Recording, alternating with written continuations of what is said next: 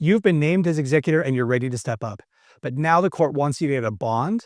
What is that, and why does it feel like just one more hoop to jump through? These are the same questions we walk through with clients every single day. And if you're watching this, you're likely navigating a loved one's estate and just trying to do it the right way. I'm Elijah Keys, a California certified specialist estate planning attorney. That means I'm like a board certified physician, except I'm board certified as a probate attorney. I've done hundreds of probates and I'm here to talk to you about them. Let's get into it.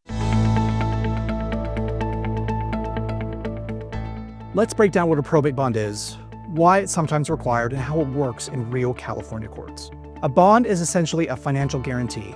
It's similar to an insurance policy that protects the beneficiaries and creditors of the estate in case the executor or administrator makes a mistake, mismanages assets, or acts improperly, like stealing. But it's different from an insurance policy. An insurance policy pays and never asks you to pay them back. A surety bond pays the money and then takes the money back from you. If there's a huge mistake and the surety company has to pay the bond, they pay the bond and then they collect the money from you. I've never seen this happen, so it's extremely rare, but it is a requirement in the court.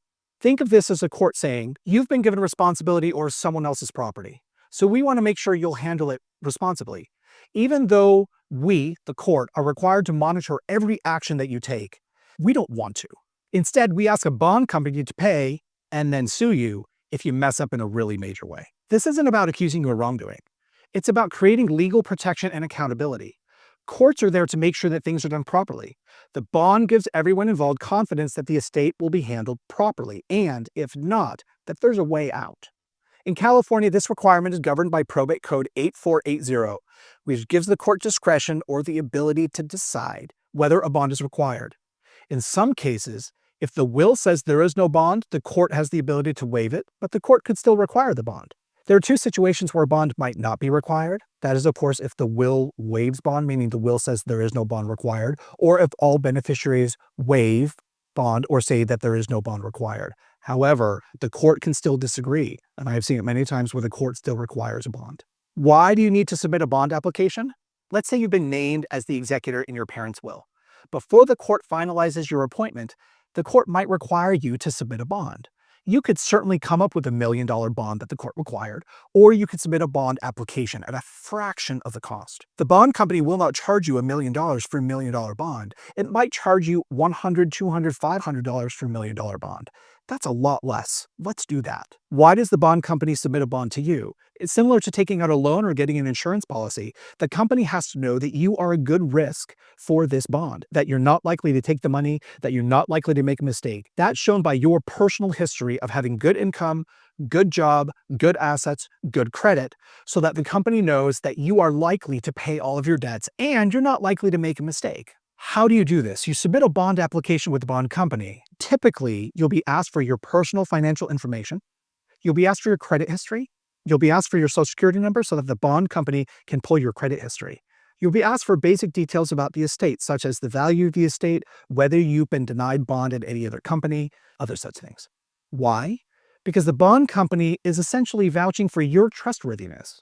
If you mishandle funds or make a major mistake, they might be on the hook to pay the estate back and then to take it back from you. They want to make sure that you're reliable. Here's the kicker. The court won't issue the letters, that's the formal authority to act on your behalf, until the bond is filed. So this step can delay the process if it's not handled correctly or promptly. Can a bond be waived? Sometimes yes.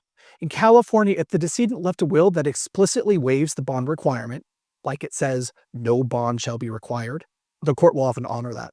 Also, if all heirs or beneficiaries agree in writing to waive the bond, and the court believes it's appropriate, the bond might be waived. However, if there's no will, family conflict, creditor concerns, or sometimes even if the judge feels wrong about it, the court will require a bond.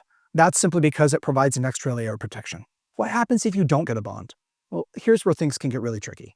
If you refuse to submit a bond application, like you don't want to give your personal information, or can't qualify for a bond because of creditor issues, you can still serve as the executor or administrator, but the court now has the requirement to monitor all of your actions. All liquid assets will need to be held in a blocked account where you cannot make any deposits, withdrawals, transfers, or checks without a court order. Imagine trying to pay regular day-to-day expenses with withdrawals and deposits, but only being allowed to do that every 2 months when you can get into court and talk to them.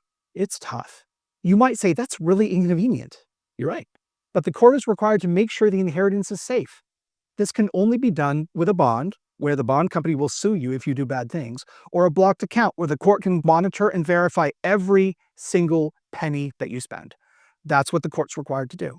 This is why we encourage people to speak to a certified specialist estate planning attorney early in the process.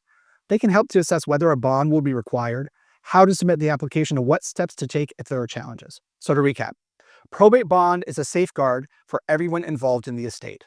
It's often required where there's no will, no waiver, or complex circumstances. Getting help from a professional can smooth out the bond application process and ensure you're not delayed in getting authority from the court. If you're just stepping into this role, we understand how overwhelming it can feel. A certified specialist attorney can guide you through every requirement to help you move forward with confidence and peace of mind. If you haven't already, check out the other videos in this series to learn more about notices, timelines, and what will happen if there's no will. Everything you need to know to make sure you're on the right track. If you've made it this far, thanks for watching. Don't forget to like and subscribe so you don't miss any of our videos. Share this video with someone who you think could use the information. We really want to share this with as many people as we can. And follow along so we can help you develop the keys to your legacy. Thanks for watching. We'll see you in the next one.